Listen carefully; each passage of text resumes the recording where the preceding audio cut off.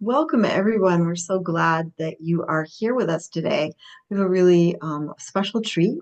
I want to just talk a little bit about the book, about our book series, and what our intentions are with the series, and what our intentions are with this particular piece, this book, and film and scholars who are with us. So we began this book club during COVID as a way of bringing our community together when we couldn't be together. And we know that stories are really at the heart of our work. And it's an important way for us to understand one another's experiences, our community's experiences, and what's at stake for all of our communities. We're really grateful to Cal Humanities, who have subsidized the series over the past couple of years. Um, we are really excited to be able to explore the work of Albert Memmi, a Tunisian Jew.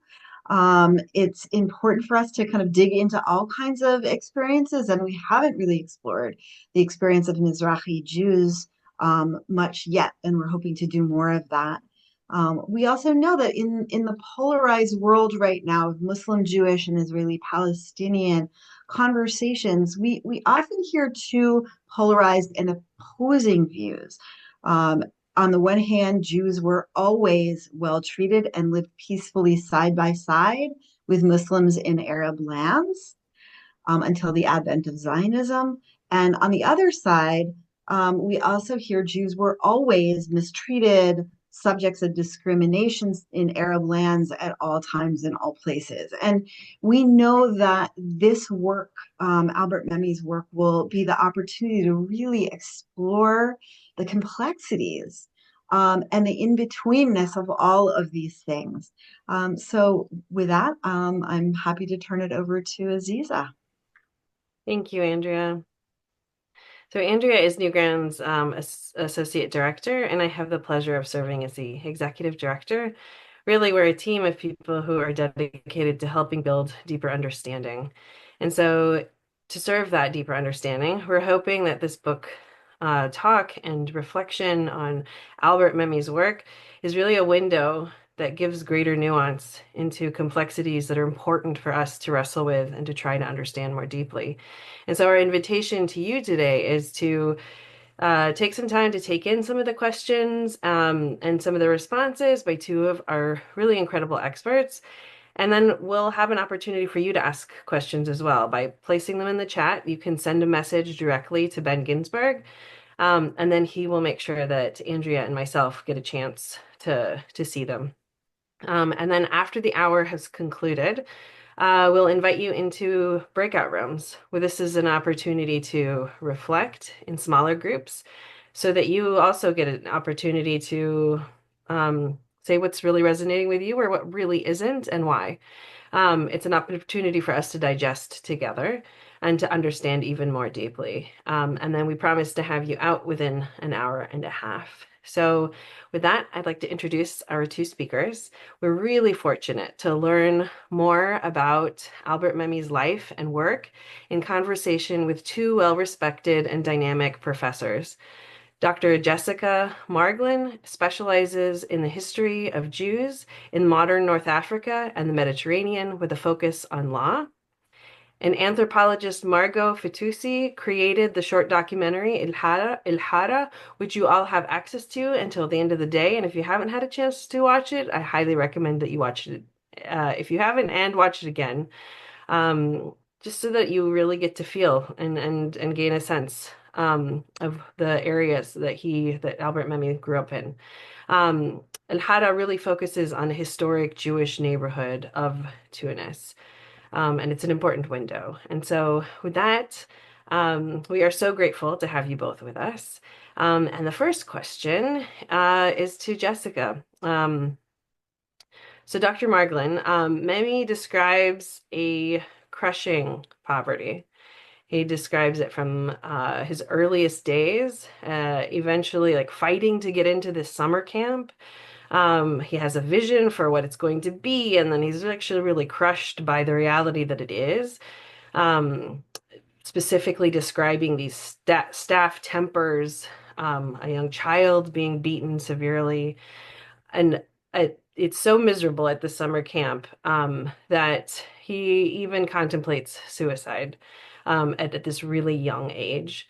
Um, and the other piece that really that weaves throughout the novel is this that the protagonist himself even describes himself as like tense and rigid and insufferable. So it's like the poverty, the superiority, all these harsh things are also within him. And the Muslim poor are like forming the bottom of the pyramid, and here he is in this impoverished Jewish family, and they're also below the Muslims. So so close and part of one another, and yet not belonging at all to each other, but wanting to all at the same time. Can you say more about what Memmi wants us to understand from all these details? Um, and how close or his own life connects to the life of the protagonist in this book? Mm. It's such a great question, and honestly, I almost think the way you kind of summarize so much of the message of the book is almost the answer, that it's just so complex because, of course, religion is there. The fact that Memi is Jewish in a Muslim majority country that is also, when he's born, right, it's a part of France's empire, right? It's a colonized country.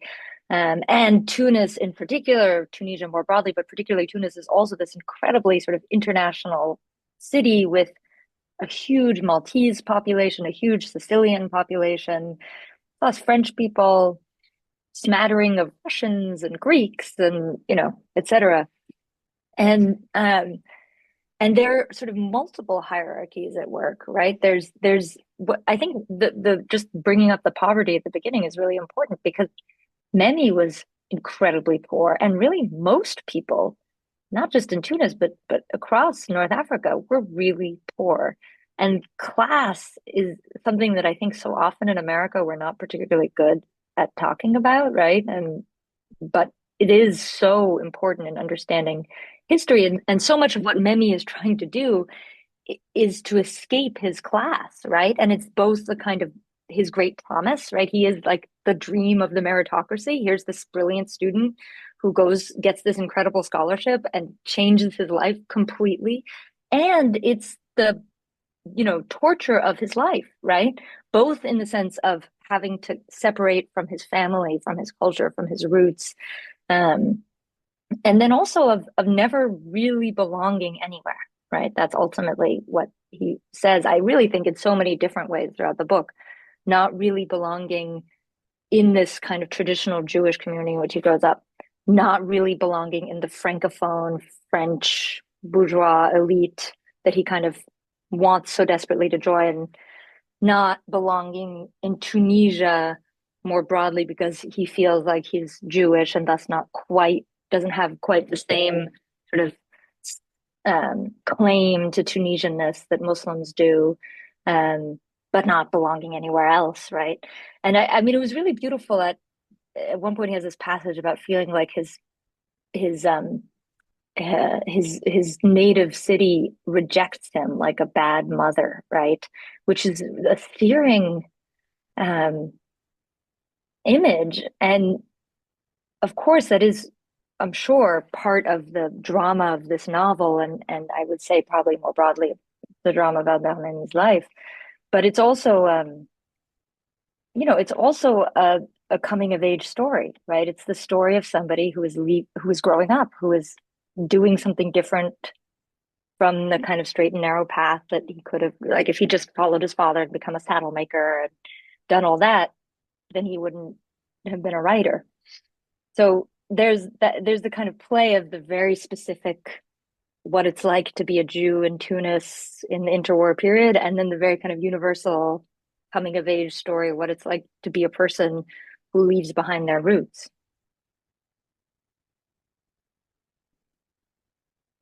Thank you. That was so rich, Jessica. And Margot, we're gonna turn to you for a moment. I have a few questions for you, and invite you also to fill in, the places that you know in answer to Aziz's question as we're talking. Um, First, we just want to know what drew you to work on the short documentary. Beautiful short documentary. So I made this documentary in 2016, so almost 10 years ago. during my second trip to Tunis. So my father was born in Tunis, very close to the HARA. But he left when he was about 7 years old, and my family, though is very Tunisian within the house, are also very French, right? And my dad had no interest in going back to Tunis, so I did it on my own. But what's interesting is that after all these 10 years of going back and forth between Tunis and Paris and New York, my dad has come back twice now, so that's interesting in and of itself. But I guess I was looking for answers, and Memmi is probably the one with the most answers. He's written the most articulately and extensively on the place of Jews in Tunis. And so after my first visit, a professor recommended I read The Pillar of Salt. And I was talking to a friend, the one I made the Hara with, and she said, I told her, I said, he's still alive. And he's like 95 or something. And she said, oh, we should email him. I said, email him? You think he answers emails? And she said, yeah, absolutely. Just try. And so I tracked down his email, and 3 days later he emailed me back and said, my door is always open to students. So we went with our camera. I was incredibly nervous. And she told me, so she'd been making a lot of films at that point. She said, the trick to interviewing is to wait. You ask a question and then you leave long pauses. But as you saw in the film, that didn't work at all. You saw it, he was like, next question. Yes. So, so anyways, I had a big lesson in how on interviewing in the process of interviewing Memmi. Yeah. What was fascinating about Memmi's apartment in the Marais, which was where a lot of immigrants from North Africa, but from all over, ended up in the 50s and 60s, is that, as you saw maybe in the first few scenes, his house was a temple to Tunis, which is not unusual. Now that it's been 10 years that I've been doing interviews with North African Jews who have moved to France, you see that in a lot of people's homes. Yeah. Beautiful. Wow, that's really moving, that connection. And we've been thinking a lot about memory and the role of memory, memory to heal, memory to stay stuck in trauma. Like, what is memory for and how do we use it? Which is not one of the questions that we have on our list, but just something that has been popping up a lot for us. But maybe this is a piece of it, this next question. It struck us that he talks about the ghetto as a fortress, as a sign of misery, and a structure that saved them. And so I'm wondering, Margaux, if you have thoughts on what this might have meant to him. Yeah. First, I want to say something about memory, because I also agree. I'm very interested in this question, and especially memory as inheritance, especially for the second and third generation of Tunisian Jews who live all over the world now. And what does it mean to have all these sort of fragmented memories? So your grandma, you remember your grandma lighting bruh in the morning, or you've learned how to make couscous, but these are just fragments, right? Material and immaterial memories that connect people to Tunis, but are not really of present day Tunis, right? I'm happy to talk about that more, but it's something I'm thinking about a lot, especially with this film, because though it's talking about Tunis of yesteryear, Tunis of the 30s, 40s, and 50s, it's very much of the present day. It was shot in 2016 during Ramadan, which was lucky because it meant the streets were basically empty. So you kind of have that ghostly sort of, that the streets are normally much more crowded than that, basically. Wow, I can attest to that. Yeah, little backstory there. No backstory. Yeah. We use the term ghetto in the film because we used Memmi's text, and that's the term that he uses. I'm still, maybe Jessica could actually comment on the adequacy of that term, but it was the term that people used in French to refer to this neighborhood. Maybe Jessica, you want to speak about that before I go back to... Sure. I'm happy to say. I mean, it is one of those tricky things that I would say historians of Jews in North Africa are constantly talking about, because on the one hand, of course, ghetto is understandable, right? Everybody knows what it means when you say the Jewish ghetto. They're like, ah, oh, right, the place where Jews had to live, kind of. And in some ways that is helpful, and in other ways I think it's actually unhelpful. Because of course when we hear the word ghetto, we think of certain things that weren't necessarily the case in North Africa. So we think of often of a kind of closed offedness, like it's just Jews who live in the ghetto and go to the ghetto, and it's just a kind of an exclusively Jewish space. Whereas beautiful studies across North Africa have shown that the Jewish quarters were always incredibly porous, even if it was only Jews or vast majority Jews who lived there. Muslims would go there all the time for commerce. Muslims would even have shops there. Jews would leave all the time for commerce and other reasons. So it wasn't like it was its own thing, but it wasn't completely isolated. And I think you can see that in Memmi's book, right? Even those first few chapters where he's at the impasse, that little kind of corner, which is still like that. I mean, you go down the street that was his street, and it's like, wow, yeah, I get why he never left. Like this little cul-de-sac, in the middle of the city. And yet his father goes every day, right? Out into the city to his shop. On Saturdays, he's going around to different places, to cafes. He's out, out and about. So there isn't that sort of complete isolation. I think, I when I teach, I always bring up ghetto as a point of reference, but I also warn students not to take too much, not to assume too much about what they think they know about the ghetto from, say, European Jewish history, and just apply that to anywhere in North Africa. But there are certain ways in which it's similar too, in the sense that because there was a kind of limited space in which Jews lived, often it was more crowded than other parts of the city. Often it was poorer than other parts of the city because there couldn't be a kind of natural breathing room or expansion the way they were in other parts. And even if there were some very wealthy Jews, there was always a kind of reticence to show wealth because of a feeling of precarity that Jews had that I think Muslims in North Africa didn't have in the same way. So in that way, it's a bit of a fortress.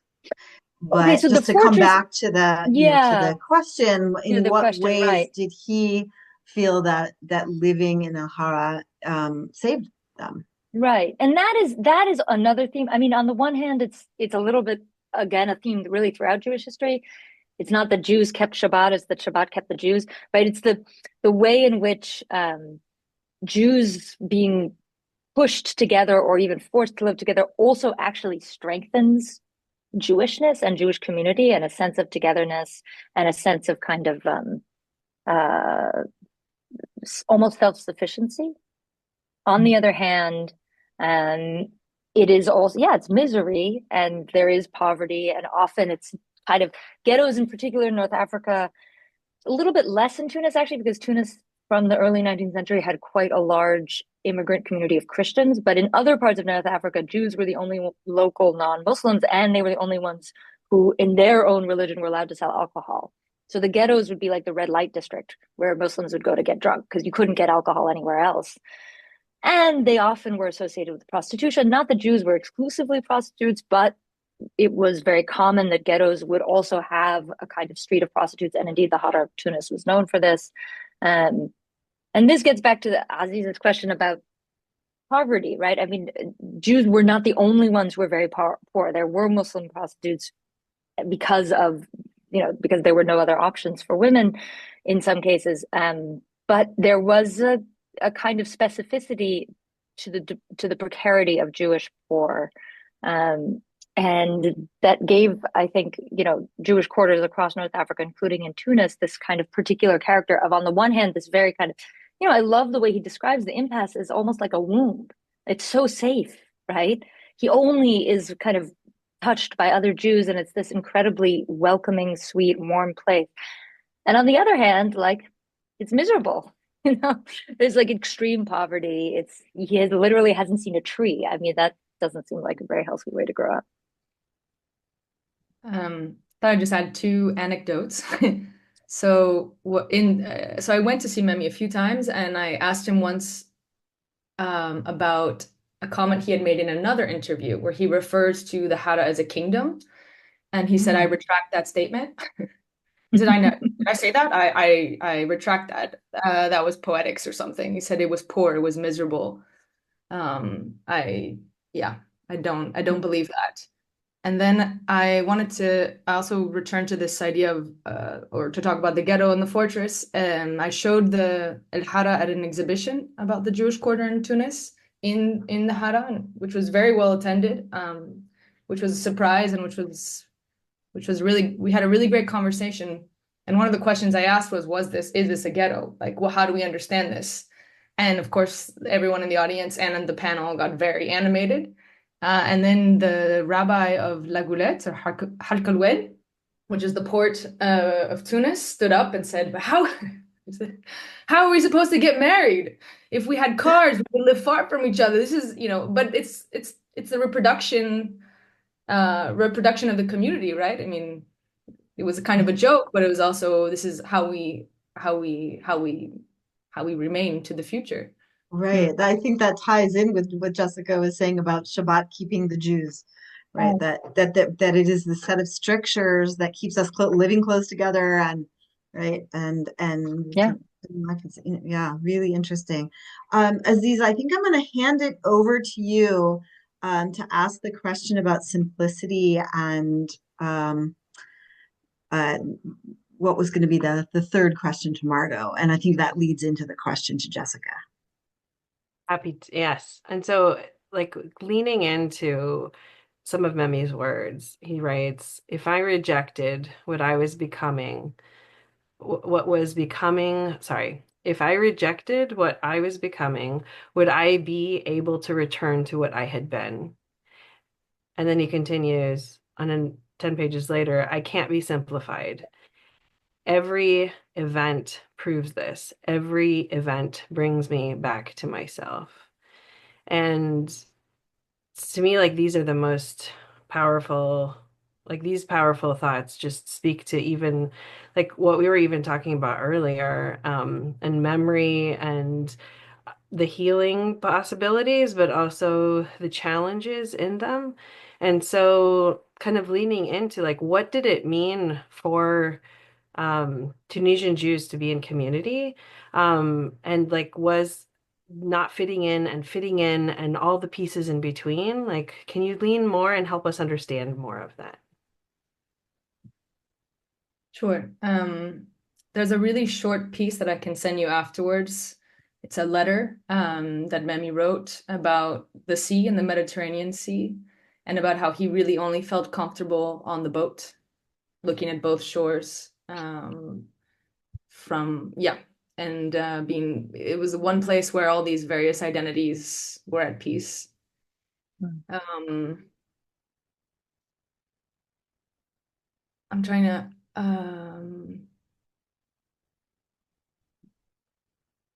I just had a brain freeze. Could you repeat the question?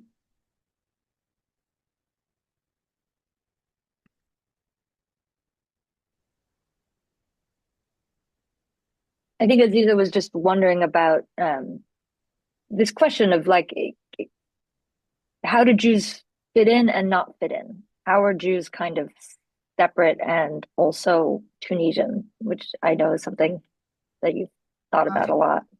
Got carried away with the boat in the Mediterranean Sea. Yeah. No, but I think the boat is the perfect metaphor in some ways. Yeah. So I write about a period a little bit later, that like the moment that Memmi leaves, which is in the 1950s, the independence period. And I'm especially interested in athletes who were participating on the Tunisian national team, Jewish athletes, and the way that they were both very much Tunisian, right, and perceived as Tunisian, but also at this point of time, so now we're jumping a little bit into the 1950s, there was concern about how they would be perceived from the outside. So we're thinking about Jewishness both within Tunis, within Tunisia, and then within the broader Arab world. So I write especially about boxers who represented Tunisia in Beirut, and where they were basically told to keep their Jewishness, to put that their religion was Tunisianness when they crossed through Egypt. But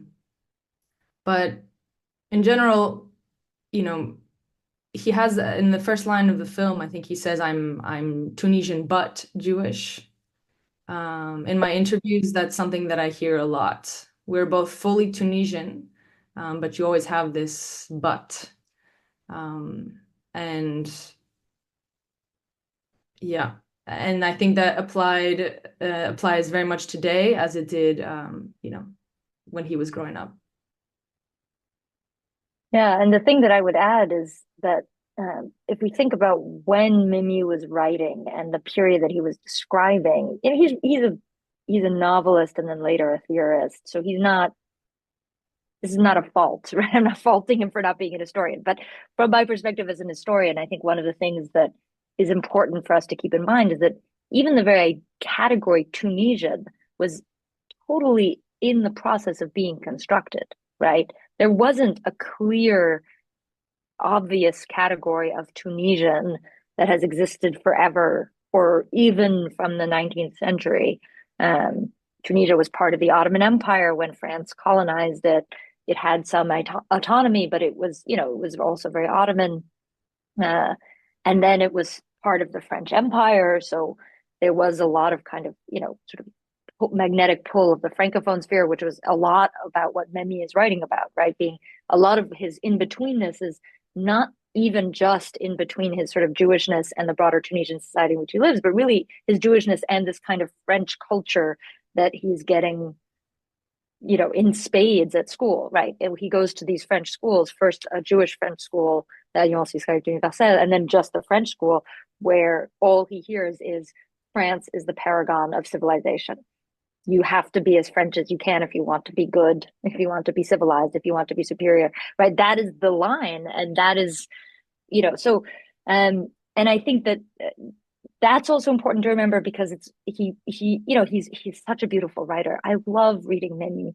He's so good at evoking what's going on, and yet he's not speaking for all Tunisian Jews, right, by any means. And there were a lot of Tunisian Jews who maybe went to the Alliance for a little bit.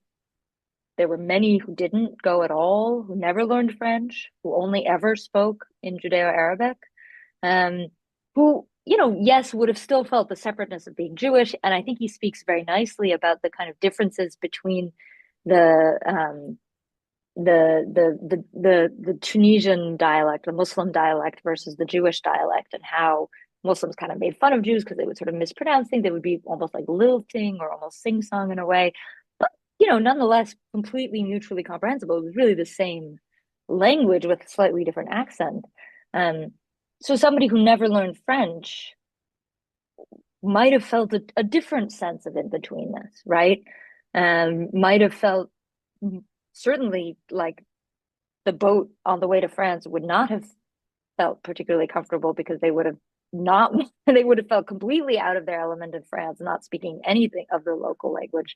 And there, and I think also, again, this is kind of a class thing, right? People in working class environments, in certain kinds of situations, might have felt an enormous amount of kinship across religious lines, but as people who kind of shared a certain sort of, identity as artisans or identity as laborers.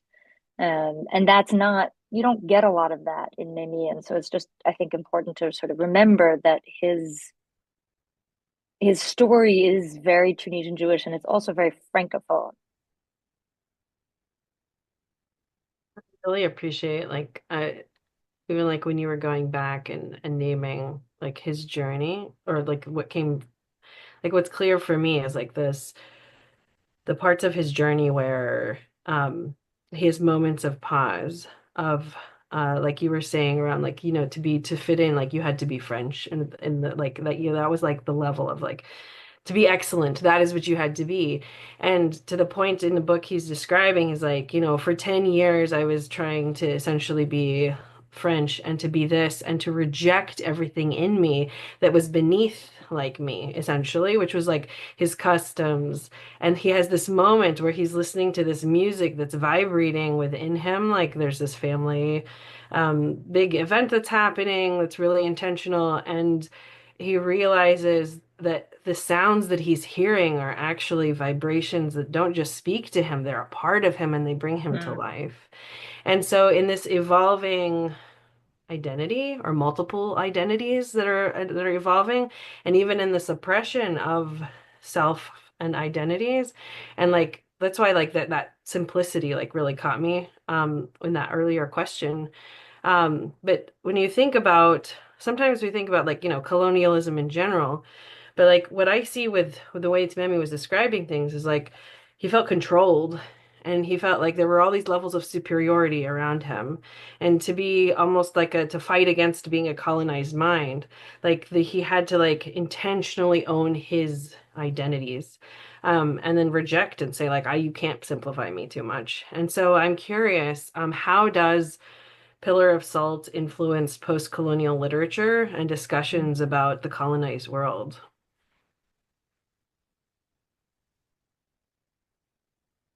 And that could go to either, yeah. Okay. I think that The Colonizer and the Colonized, which is his essay, written a year before, or right around the same time, is what has had a much bigger influence on post-colonial literature. It was read in Congo, was super popular in Quebec, Québécois, national in Puerto Rico. I think The Pillar of Salt is appreciated by those who know about it, but it's not at all to the same extent as his essays. And Memmi, I mean, he also worked on 3 anthologies of North African Francophone literature of Muslim and Jewish writers, and I think in that he's had a much his work in The Pillar of Salt continues, but the book itself, I don't know, maybe Jessica has more to say about that. No, I completely agree. I think The Colonizer and the Colonized, which is more of a kind of essay that doesn't really, it's like very transdisciplinary, but it's kind of sociology, philosophy. It's very French in that way, actually. And it's, I think at the time that it was published, it was this moment, if I'm not mistaken, it was published also in the middle of the Algerian War, which is this big thing, not just for France, but across North Africa and really the colonized world, because Tunisia was a colony, but it was technically a protectorate, which meant that the French kind of left a certain amount of local institutions in place. The Bey, who had been the sort of Ottoman governor before colonization, was still in place, even though he was more of a puppet, didn't really have that much power. But Algeria had been fully colonized, all local institutions wiped out. The French had replaced everything, and it was a settler society. So there were much larger numbers of Europeans, not just from France, but from Spain, from Italy, from Malta, from Greece, all over the place, um, who had settled there and who had been living there for generations. And it was part of France. It was like Alaska. It was like an overseas territory. So it was a much bigger deal. And I think Memmi's writing about the deformation of colonialism on both the people who were colonized and the colonizer was a thing that helped a lot of French people sort of see why this was so wrong, why colonialism had to end in a way that so many French people, I think, really, I think there was still a lot of mission civilisatrice, the civilizing mission, like we're helping them, we're making North Africa better. Like, why don't they want us to stay? What's wrong with them, kind of? And I think the Pillar of Salt was his breakout book. It was his first publication. It established him as a writer. Albert Camus wrote the preface, and in France, prefaces are like a really big deal. People care about them in a way, like it'll say who wrote the preface when you cite something. In America, I feel like we don't care about the preface, but there it's like a real thing. And to have Camus be it's sort of like a stamp of approval. It's like Oprah Winfrey saying your book is good, but French, of course. So, and I think that, and I mean, this is one of the questions. I don't know if we'll get to this in a deeper way, but one of the big questions, of course, that everybody is constantly kind of talking about is, to what extent is Pillar of Salt autobiographical, and to what extent is it a novel? I mean, it says on it, roman, novel, and there are things that he made up, and there are things that he took absolutely from his own experience. Of course, all novels are amalgams of the author's experience, right? Like all characters in novels kind of come from the real observations of novelists. So there's a question too of, is his just called autobiographical because people wanted to experience the real Orient? I mean, is there a kind of Orientalizing going on that, one wouldn't do with a white European author? And I think, I also, this isn't, this is just to add another layer of complexity. When I teach this book with my students, I always also warn them not to just assume that there's a kind of one-to-one correlation, and to realize that this is a literary piece, right? This is not just a direct mirror of his life. And that gets back to bring it back to memory. This is his particular creation of his memory of what it's like growing up in Tunis, which he is creating in part, because this is how he experienced it, and in part because he also wants to write a beautiful book. Thank you, Jessica. I'm gonna pose one more question, and in the meantime, if folks who are listening in have questions, please send them to Ben. While we finish with this last question, and then we'll take some questions from folks out there. So this is toward the end of the book.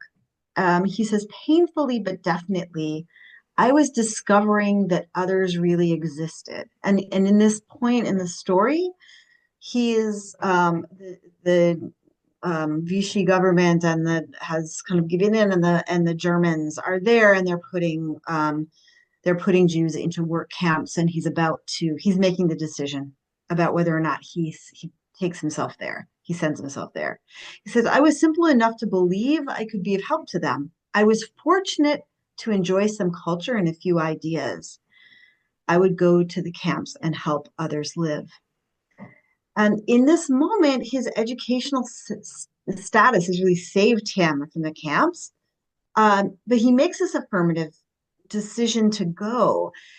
And then when he gets there, he finds that there's sort of this area that he could go to, given his the status that's given to him vis-a-vis his education. But he decides to go back to his original people. But he goes with what felt to me like they were now almost foreign languages to him. Mm. I don't know if I'm right in that, but that was the way I experienced it. It was Judeo-Arabic, seemed like not something he was in the habit of speaking. Judaism was not something he believed in or was in the habit of speaking. And he even leans into Zionism and brings in Hatikva as a way of lifting up their human dignity, right? It seems like he's trying to keep them alive, and that's important to him. And this is a question, I think, for now. In a world where our identities are often being played against one another as a way to dehumanize one another, what can we draw from Memmi's desire to find this human dignity and undergird his own people in that moment? Is there anything that you want to draw out for us about that right now? And this could go to either of you.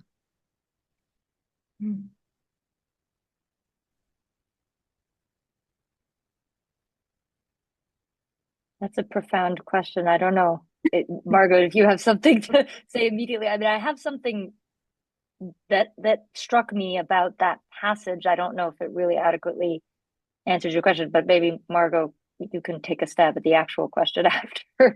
The thing that struck me is that I think this is in some ways, a Tunisian version of the history of Jews in the 20th century, which is so many Jews all across the planet thought they could get away from their Judaism by buying into the universalism of liberalism and, a kind of often Eurocentric form of modernity and found that they couldn't, that anti-Semitism was there no matter how well they spoke French, no matter how perfectly they answered the questions on the philosophy exams, no matter how brilliant they were at their studies, etc. And I think this is Memmi's experience during the German occupation in Tunisia, that he couldn't look away. He couldn't say, this doesn't concern me, you know. And I almost, I mean, I found that very sort of depressing, but also powerful, that he kind of, in some ways, gets through this in part by doubling down on his Jewishness, from which he is in so many ways totally alienated. Um, and more than alienated, I mean, the stuff he has these passages about his mother, which are just horrible. Like, she can't really speak any language well. Her dialect is so poor. She can barely describe anything. She can't read. She can't count. It's like, he says a few nice things about her, but it's pretty. And when I read that, I'm like, oh yeah, that's the French colonial education at work. Really teaching him not to value where he came from. And that's something that is part of Jews across North Africa and the Middle East. This is the history that precedes Zionism. And I think, I mean, to get at some of the bigger themes about Mizrahi history, right, is so often forgotten in that polarized, you described it so well, like either Jews were super well treated and Zionism ruined everything, or Jews were always oppressed. One of the things that is so often forgotten is the role of colonialism in changing the way Jews thought about themselves. And so, I really do think that World War II also, across North Africa, but more than anywhere in Tunisia, because it was occupied by Germans, because so many Jews were sent to camps, because so many Jews were killed, and because I think everybody really had the sense that if the war went on and if the Germans continued, more and more Jews would have just been sent to the death camps in Europe. And so in that sense, I think there's a real sort of reckoning with something that for so much of his life he'd been trying to get away from. I don't know. I don't know if that's exactly a message for now, beyond that. I do think the second half of the 20th century has been a kind of, moving away, moving back towards a certain particularism, trying to find a healthy kind of particularism, a healthy kind of communitarianism that isn't divisive, that isn't exclusive, but that allows us to feel connected to our people. I mean, I feel like that's what I want as a Jew. That's, I think, what it is to be in one's particular community in the best possible way. I agree with everything you said, and I just wanted to add that I mean, I guess going beyond this passage, but Memmi always was very interested in I guess you call it the underdogs. His definition of racism and is the one that's in the dictionary. He invented this term called heterophobia, which is the fear of difference. So he wrote a lot about women, the condition of women. Muslim women also. I mean, he was very, very interested and had a lot of empathy for people who were oppressed, all sorts of oppression. And I think that's something we can definitely learn from him. Yeah. That phrase, it was heterophobia. Mm. Yeah, that's Good. one to hold on to right now, I think, and to press against as much as we can. Yeah. Yeah. And to lean into, like, how are Jews perceived in Tunisia today? Like, what's your sense? Especially since, Margaux, you've been going back, and Jessica, it seems like this is something that's a dynamic and that you're aware of. Yeah, so post 2011 Tunisian Revolution, there was a huge opening. People were interested in all forms of oppressed histories, so Jewish, but also communist, leftist histories, Islamist histories. And so Jewish history was just one of those axes that people were really interested and invested in. And I think the exhibition I mentioned earlier in the conversation was a perfect example of this. I mean, it was overrun by people interested in wanting to know more about this. And I saw that time and time again. but since October 7th, it's become really complicated, because, Jew and Zionist are conflated, but also because a lot of Tunisian Jews are Zionist, which is also a very complicated position for them to hold while living in a Arab country. And one of the questions, I don't know if you mentioned where was in one of the moments of the film, he says, next question, right? He didn't want to answer one of my questions. And one thing I regret not asking him was about Palestine and Palestinians. And I think that's what he was referring to and didn't want to talk about. And I was too young and nervous to maybe go to push him more on that. But yeah, I wanted to say that before I forgot. But That's the position, there's about 1,200 Jews in Tunis today. So there's about 1,000 in Jerba, which is this island in the south near the Libyan border that has one of the oldest Jewish communities in the world. And there's a lot of young people in that community. They have a lot of kids. But in Tunis, you have about 200 Jews, and they're old. So these are sort of the two poles. And over the course of the 20th century, people kind of regrouped from towns in the interior. So you had this sort of movement to these two places. So the other thing I'll say about Zionism, just very briefly, which touches on the question of how accurate is the novel a reflection of Memmi's life. The little bit in the novel about his kind of experience with a Zionist group is completely not accurate, because he was actually a leader of a Zionist youth group in the 30s. He was absolutely instrumental. He was not a bit player who came to one meeting. He was one of the main actors in bringing Zionist thought to Jews in Tunis, which this is something I literally just found out like 6 months ago at a conference. Nobody really knows this. That I don't think it's even been published yet. But he also crafted the image of himself in a way that I think is still, not particularly well understood. And I think he realized that, and the other thing I would say is that Zionism across the world, but especially in North Africa in the 30s, is very different from what it became post 48 and especially what it became post 67. Zionism in the 30s was a largely kind of cultural movement that was about sort of valorizing a sort of modern Jewish culture, valorizing Hebrew as a modern Jewish language, valorizing pride as Jews in a way that was sort of different from the sort of very traditional, often perceived as superstitious Judaism that North African Jews grew up with. Andrea, you're on mute. I think there's one more question that we're going to get to in just a moment, but we wanted to just really express gratitude again to California Humanities for making this series possible, for allowing us to tell these critical stories to understanding our communities. And it's really important that we get your feedback, both for our own needs, and we take everyone's feedback very seriously, and California Humanity really asks us to do that. So someone will put a link, and we're going to ask everyone on the call to just take a few moments. It's not more than two minutes to just give us a little bit of feedback. And I think kind of coming back to this issue of like where this all fits in to where colonization fits into Jewish experience, being colonized, being being talked about as colonizers right now.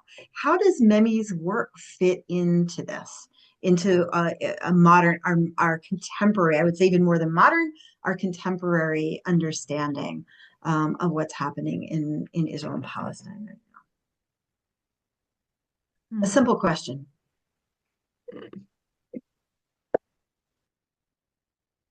I mean, I think one thing to remember is that colonialism wasn't a dirty word in the 30s, 20s, 30s, and Zionists used that word to describe themselves, not, with no shame, because colonize it, being a colonizer wasn't seen as inherently problematic, right? Even critical people didn't necessarily think colonialism writ large was bad. It was more the kind of forms that it might take or the particular hierarchies that it would impose. But the idea that people would go abroad, and Jews were colonizing many places. I mean, there was a big project to send Jews to colonize Argentina in the late 19th century. And, millions of the equivalent of millions of dollars were spent to send Jews from Eastern Europe to Argentina. Um, and I guess so. I do think also there's a kind of there's been like a number of ruptures in what Zionism means and in what colonialism means. And I think that, my effort as an historian is to remember that these words don't always mean the same thing to everybody and that they mean different things at different periods and in different places. Um, I also think that Memmi became a real critic of colonialism, even as he elected not to stay in Tunisia, right? Which had a lot to do with his particularity as a Jew and a lot to do with his particularity as a very French identified Francophone intellectual. Um, and I think had to do with his ambivalent relationship to Zionism, even if he wasn't. I wouldn't. I don't know, Margaux. You might feel differently. I certainly wouldn't call him anti-Zionist at all. But he was critical of the Zionist or of Israel, I should say, maybe even early on. Um, and I guess this may sound too trite, but I think what I love so much about the Pillar of Salt is that it doesn't try to give us easy answers about any of these questions, what it means to be a Jew, what it means to be poor, what it means to be Tunisian. It tries to show us in the way that only a novelist can do by bringing us into this world, how incredibly rich and complex it was. And that is what I would want everybody to take away. That's why I think everybody should read this book. I absolutely adore this book. And if I do nothing as a teacher but make my students read it, that's already something. And I really, that to me is one of the big messages. Mhm. So, Margaux, I want to hear your thoughts on this, but I just want to bring what Jessica said back to our work at NewGround. We talk about this all the time, that these terms are not fixed, and we approach them as if they are a fixed thing, and what's fixed in your brain must be the same thing that's fixed in my brain or my heart. And I think that this complexification of these moments are an important part. And I thank you for bringing this to us as a historical, like kind of with a whole historical frame to it. And Margaux, I'm wondering if there's anything more that you would like to offer. I agree with what Jessica said. I guess I would just want to end by saying I would have liked to ask Memmi, as I, mentioned earlier, how he would apply his analysis of colonialism and its impact on the colonizer, the colonized, and those in between, to Israel Palestine, because it seems like a giant gap in his work, one that I don't totally understand, and that I think could only really have been answered in a conversation. Mm. And I think he would have identified as a leftist Zionist, and he became more so as time went on. At one point, Gaddafi said after 67, all Jews come back to North Africa, come back to Libya, you're most welcome. And he got very angry about that and said, how could you say something like that? He identified as an Arab Jew, but or a Jewish Arab, but something to the effect that we all know we're not really welcome. So, his position was changing across, he lived for 100 years, so he really he crossed the entire 20th century.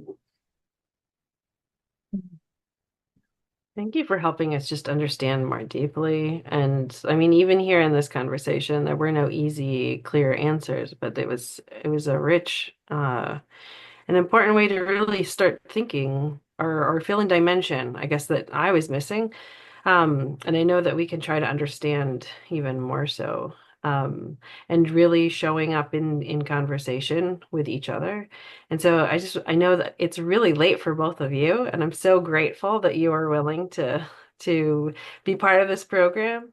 And one, if anything, I think of Albert Memmi as a um, one who can hold not just opposites, but hold so much difference, and help us see things without simplifying things. And this time that we're living through, there's such a need, a strong urge almost to like oversimplify. And if anything, he reminds us to actually reject it for ourselves, and for our own ability to hold identity and who we are. And that's a huge part of our space as well. So I thank you deeply, and you are more than welcome to join us in the breakout rooms. And we understand if you'd like to go to sleep now. And just a quick request to our audience members, no matter what, before you sign off, because we're about to shift into the breakout rooms, please make sure you take a moment to fill out the link that Michal added in from the Cal Humanities. And we will be shifting now into breakout rooms.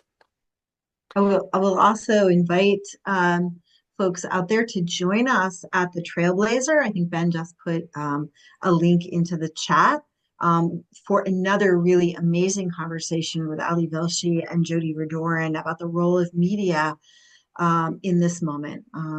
Two people who have really created space for questioning with deep compassion, sort of received narratives that we get, and looking curiously and three-dimensionally like we have here today, and complexifying, if we're going to turn that into a verb.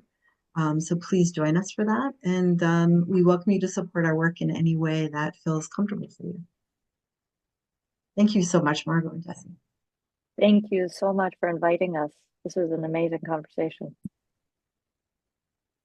Thank you, especially filling in those dimensions.